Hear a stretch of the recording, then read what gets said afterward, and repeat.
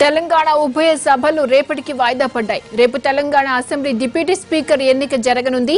Deputy speaker గా మాజీ మంత్రి పద్మారావును ఎన్నుకోనున్నారు.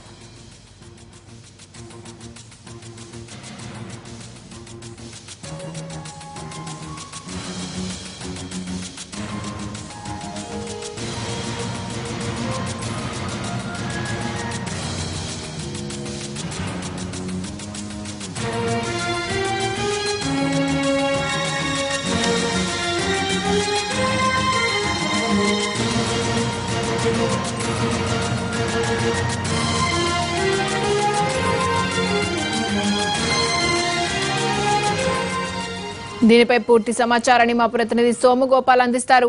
సోమగోపాల్, చెప్పండి, రేపటి డిప్యూటీ స్పీకర్ ఎన్నిక ఎలా జరగబోతోంది? పద్మారావునే ఖరారు చేశారా?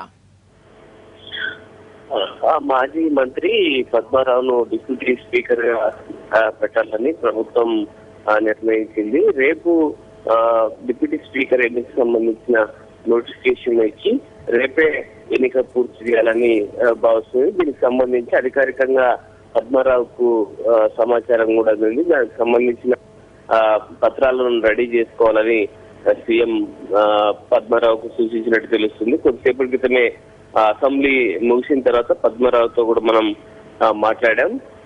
బహుశా రేపే నోటిఫికేషన్, రేపే ఎన్నిక పూర్తవుతుందని చెప్పారు.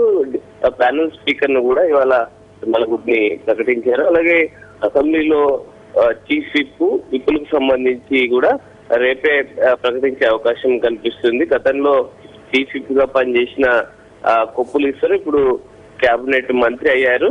అలాగే మరికొంతమంది విప్పులు గతంలో పనిచేసిన వాళ్ళలో ఎవరికో ఒకళ్ళకి చీఫ్ విప్ పదవి ఇచ్చే అవకాశం ఉంది. మహిళకు కూడా ఈసారి చీఫ్ విప్ ఇవ్వాలన్న ఆలోచన ఉన్నట్టు తెలుస్తుంది. గతంలో విప్పుగా పనిచేసిన సునీత రెడ్డి ఉన్నారు, ఆమె కానీ లేకపోతే మరొకరు కానీ చీఫ్ విప్ పదవిని కూడా రేపు అనౌన్స్ చేసే పరిస్థితి కనిపిస్తుంది.